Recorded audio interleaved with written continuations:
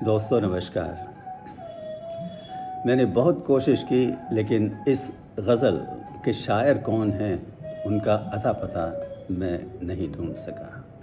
अफ़सोस है क्योंकि ये गज़ल बहुत ही काबिल तारीफ़ है और सुनने के लायक है। खैर मुलाज़ा फ़रमाएँ। लिखते हैं, मुझे याद है कभी एक थे मगर आज हम हैं जुदा जुदा। मुझे याद है कभी एक थे मगर आज हम हैं जुदा जुदा।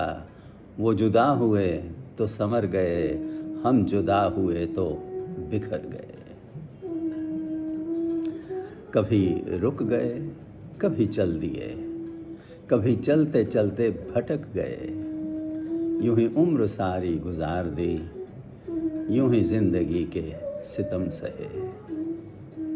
कभी नींद में, कभी होश में, ध्यान दीजिए, कभी नींद में, कभी होश में, तू जहाँ मिला तुझे देखकर ना नज़र मिली ना ज़ुबां हिली। यूं ही सर झुका के गुज़र गए।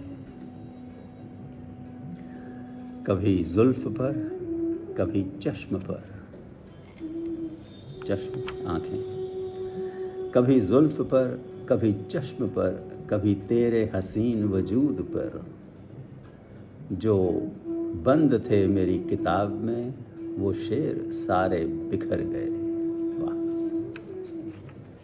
और मगता है, कभी अर्श पर, कभी फर्श पर, कभी आसमान में और कभी ज़मीन पर।